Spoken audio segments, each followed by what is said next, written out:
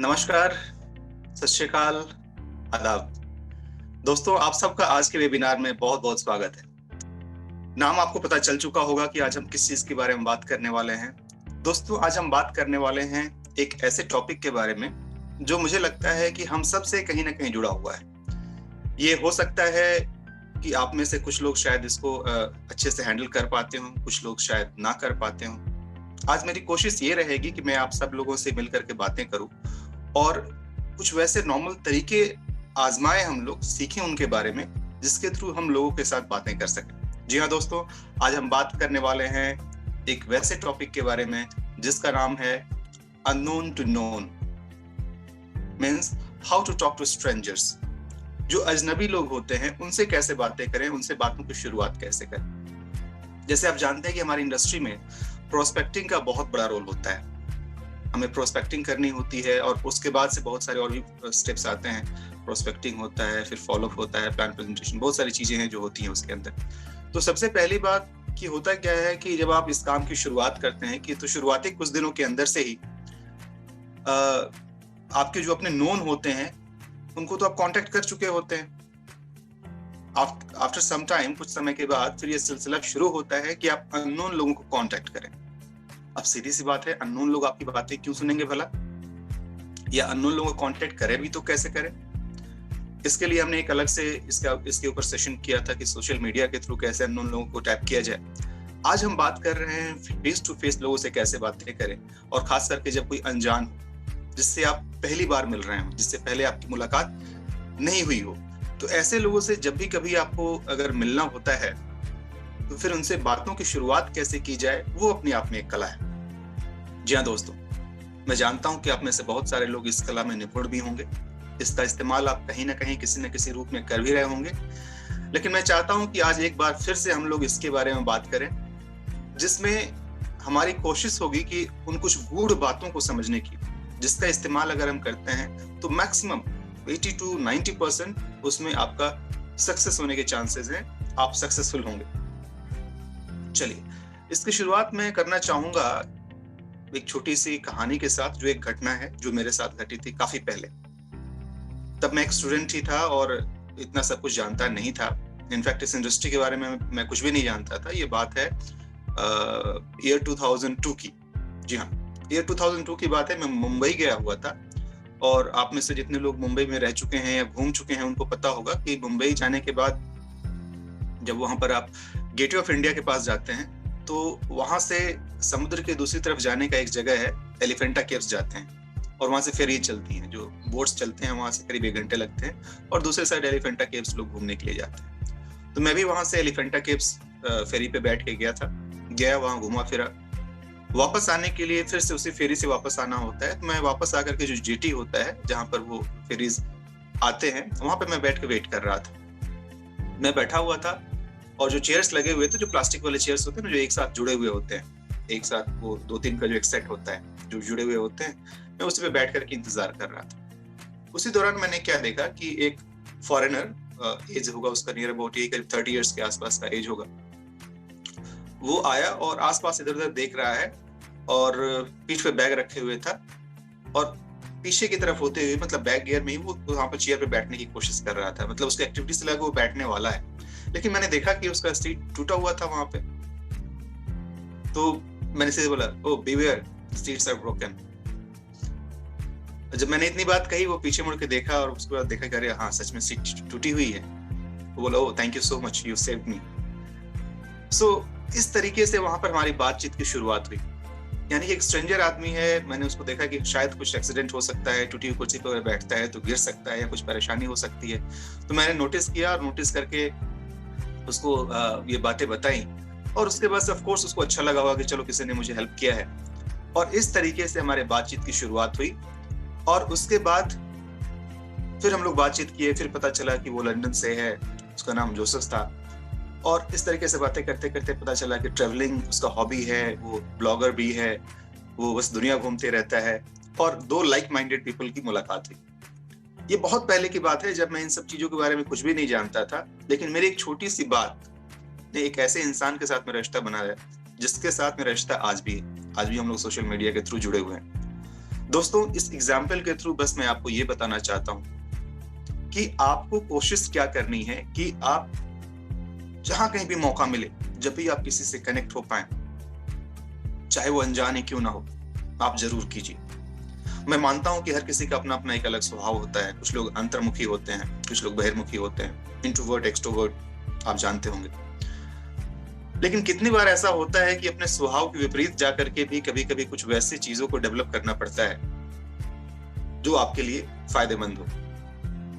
अगर मैं आपको बताऊं कि बाय नेचर, जो स्वभाव के हिसाब से मैं इंट्रोवर्ट हूं, तो क्या आप यकीन करेंगे? जी हाँ, मुझे अपने आप में रहना, थोड़ा शांत रहना, थोड़ा सा मतलब जिसको बोला जाता है ना कि अपने आप को एंजॉय करना, एक समय अपने आप को देना, वो ज्यादा अच्छा लगता है। ज्यादा बातें करना पसंद नहीं है। लेकिन मेरा प्रोफेशन कुछ और है। मेरा प्रोफेशन ऐसा है जिसमें बस बातें ही बातें करनी है। तो जब मैं ऐसे प्रोफेशन में हूँ जिसका मेन मुद्दा ही बातें करना है, बोलना है, पढ़ाना है, फिर इसमें इंट्रोवर्ट कोई कैसे रह सकता है? तो जी हाँ दोस्तों, अपने ओरिजिनल जो नेचर है उसके विपरीत जाते हुए मैंने अपने आप में कुछ बदलाव लाए और उसके बाद मैंने लोगों से बातचीत करनी शुरू की और अब मजा आता है, अब कोई तकलीफ नहीं होती। एक और एग्जांपल मैं आपके साथ शेयर करना चाहूंगा। ये बात है उस समय की जब मैं सिक्किम में रहा करता था और सिक्किम में रहने के दौरान वहां पर के कुछ ऑफिशियल से जान पहचान भी हो गई थी, चूंकि सिक्किम गवर्नमेंट प्रोजेक्ट के अंदर मैं काम कर रहा था। तो कुछ गवर्नमेंट ऑफिसर्स लोगों से जान पहचान हो गई थी और उसी दौरान एक गवर्नमेंट ऑफिसर की शादी में जाने का मौका मिला मुझे। मेरे लिए वहाँ का कल्चर, वहाँ का ट्रेडिशन, वहाँ का सिस्टम बिल्कुल नया था, बिल्कुल अलग था और मैं काफी एंजॉय करता था ऐसे किसी फंक्शंस में जाना, वहाँ के लोकल ट्रेडिशन को देखना। और मेरा जो भी समय वहाँ पर रहा है वो काफी इंटरेस्टिंग रहा है। उस दौरान बहुत कुछ देखा है, मैंने सीखा है, उसको एक्सपीरियंस किया है। तो एक हिल रिजॉर्ट के अंदर शादी थी, एक बढ़िया रिजॉर्ट था वहाँ का, उसके अंदर मैं गया था और वहाँ पर जाकर के वो भूटिया शादी थी। भूटिया मतलब भूटिया एक कम्युनिटी होती है, जनरली तिब्बतियन कम्युनिटी होती है जो वहाँ पर सिक्किम में ये लोग ज्यादा पाए जाते हैं। सिक्किम में बहुत सारे लोग रहते हैं इस तरीके के। तो वो भूटिया कम्युनिटी की शादी थी, उसमें मैं गया और उनके अपने लोकल कल्चर्स, ट्रेडिशंस थोड़े अलग अलग होते हैं। उसमें मैंने एक खास चीज जो नोटिस की कि जहाँ हम लोग बैठे हुए थे, तो जो सीटिंग एरेना था, यानी कि जहाँ पर टेबल लगा हुआ है और आसपास में 3-4 चेयर्स लगे हुए हैं, तो सारे टेबल चेयर पे पहले से प्री प्लेटेड सॉर्ट ऑफ, मतलब एक अच्छे से एक डोंगा में एक कुछ डिफरेंट टाइप का स्ट्रक्चर बना हुआ था, जैसे व्हाइट से कुछ टोकरी जैसा शेप था। वो खाने की चीज थी, मैं जितना मुझे पता था कि वो खाने की चीज है, बट वो एक वैसी चीज थी जिसको मैंने पहले कभी नहीं देखा था। कुछ आर्टिस्टिक नजर आ रहा था, मतलब फ्लावर पॉट जैसा नजर आ रहा था, लेकिन हाँ इतना पता था कि ये खाने की चीज है। That was quite fascinating for me. तो मैं बैठा और आसपास बस ऐसे ही देख रहा था। उसी दौरान मेरे बगल में भी एक सज्जन बैठे हुए थे। तो उत्सुकता बस, चूंकि देखने में मुझे वो उन्हीं की कम्युनिटी के लग रहे थे, तो उत्सुकता बस मैंने उनसे पूछ लिया कि excuse me sir, if you don't mind, can you please tell me what exactly are these things? ये जो सामने जो पड़े हुए हैं ये क्या चीज है, आप इसके बारे में कुछ बता सकते हैं? तो मेरी तरफ एक बार देखे, हल्के से मुस्कुराए और बोले कि जी हाँ जरूर, क्यों नहीं। और फिर उसके बाद से उन्होंने बताया कि उनके लोकल ट्रेडिशन में ये एक तरह का डिश होता है जो कि कॉर्नफ्लावर और राइस फ्लावर के साथ मिक्स करके बनाया जाता है, और ये उनका ट्रेडिशन है जिसमें लोगों को वेलकम करने के लिए वो उसका इस्तेमाल करते हैं। जैसे कि आप सब लोग शायद जानते होंगे बिहार और यूपी में जो छठ पूजा होती है, तो छठ पूजा में कैसे ठेकुआ बनता है। तो ठेकुआ हमारा ट्रेडिशन है, कल्चर है, और वो प्रसाद का एक हिस्सा होता है जो कि बनता ही बनता है। उसी तरीके से ये उनके कल्चर और ट्रेडिशन में है कि वो जिस चीज की मैं बात कर रहा हूँ, जो एक तरह का स्नैक्स होता है, वो बनता ही बनता है। तो उन्होंने उसके बारे में बताया, लेकिन फिर बात यहीं पर खत्म नहीं हुई। फिर उसके बाद उन्होंने पूछा कि आप कहाँ से हैं। ऑफ कोर्स मुझे देख के वो समझ गए थे कि मैं उस कम्युनिटी का नहीं हूँ, वहाँ का नहीं हूँ। फिर वो मेरा वहां पर आने का मकसद पूछे कि सिक्किम कैसे आया, और इस तरीके से कहानी की शुरुआत हुई। और फिर बातचीत के बाद पता चला कि वो वहाँ के सिक्किम में उस प्रोविंस के वहाँ के एसडीएम थे। तो अच्छे प्रोफाइल के लोगों के साथ बातचीत का भी मौका मिलता है। और अगेन फायदा क्या हुआ कि उनसे मैं आज तक जुड़ा हुआ हूँ। तो कभी कभी होता क्या है कि अजनबी से आप ऐसे ही मिलते हैं, हल्की फुल्की बातें शुरू होती हैं और आप हमेशा के लिए जुड़ जाते हैं। हाँ, मैं ये मानता हूँ कि हमेशा ये संभव नहीं है कि आप जिनसे जुड़े, उनसे जिनसे बातें उनसे हमेशा के लिए जुड़ जाएं, ये संभव नहीं है। लेकिन फिर भी अगर लाइक माइंडेड हो, अगर आपकी बातों में एक दूसरे के बीच में अगर एक अट्रैक्शन हो, एक बॉन्डिंग हो, तो डेफिनेटली आप एक दूसरे के साथ जुड़ते हैं। दोस्तों, ये जो 2 एग्जांपल्स मैंने आपके सामने दिए, कोई भी एक्स्ट्रा ऑर्डिनरी एग्जांपल्स नहीं है। आई एम श्योर कि आपके लाइफ में भी ऐसे-ऐसे एग्जांपल्स बहुत सारे आते होंगे, जहां पर आप लोगों से मिलते होंगे, बातें करते होंगे और एक कारवां बनता होगा। अब आप सोच रहे होंगे कि सर ये सब तो ठीक है, ऐसी बातें तो हम लोग भी करते हैं। इसका इस नेटवर्किंग से क्या रिश्ता, या फिर इसका इस नॉर्मल जो हम लोग प्रोस्पेक्टिंग से क्या रिश्ता है? बिल्कुल है दोस्तों। अब मैं आपको याद दिलाना चाहूंगा अपने पिछले सेशंस, जिसमें मैंने बात बताई थी कि आपको प्रोस्पेक्टिंग करने का जो सही तरीका होता है, उसमें ये नहीं होता है कि किसी के पास गए और जाने के साथ तुरंत आपने प्लान बताना शुरू कर दिया। आप ही बताइए ना, क्यों सुनेगा कोई? चलिए ऐसा देखते हैं, आप ही वो हैं। आप एक अजनबी हैं, एक अजनबी अचानक आपके पास आता है, बोलता है hello I am so and so, और अचानक से अपने कंपनी, अपने प्लान के बारे में बोलना शुरू कर देता है। क्या आप बिल्कुल इंटरेस्ट देंगे उसमें?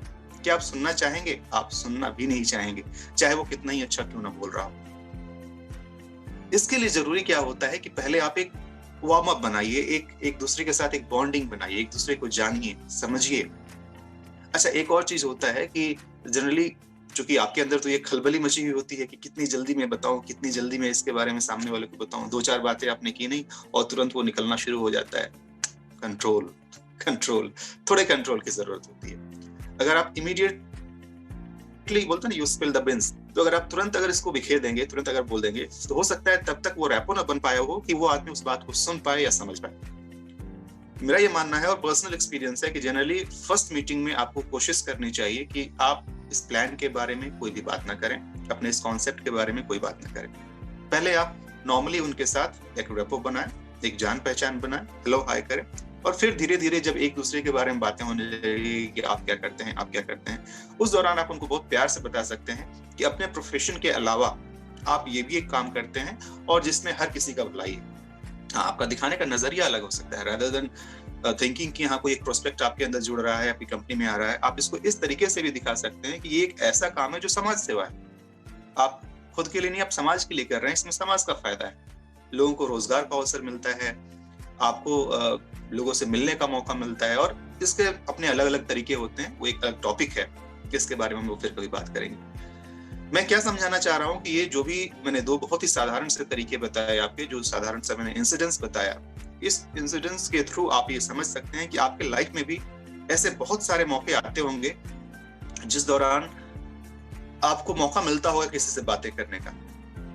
लेकिन ये भी सच है कि इन मौकों में बहुत बार ऐसा भी होता होगा जबकि आप उस अपॉर्चुनिटी को मिस कर देते होंगे। जैसे आपके पास कोई बैठा हुआ है, ऐसा कुछ सिचुएशन बन रहा है, वो इधर उधर देख रहा है कुछ बातें करने के लिए, लेकिन आपने इग्नोर कर दिया, अरे कौन बातें करे, छोड़ो हटाओ। नेचर, ये आदत का हिस्सा हो सकता है। लेकिन दोस्तों, इसी आदत में थोड़ी बहुत बदलाव के बाद आप एक बिल्कुल ही अलग पर्सनालिटी बन सकते हैं। तो आइए शुरू करते हैं, आखिर वो कौन कौन से पॉइंट हैं, कौन कौन से वो तरीके हैं जिनका इस्तेमाल करते हुए आप इस आर्ट पर मास्टरी कर सकते हैं और अननोन से नोन, यानी कि एक अननोन, अनजान आदमी को आप अपना कैसे बना सकते हैं।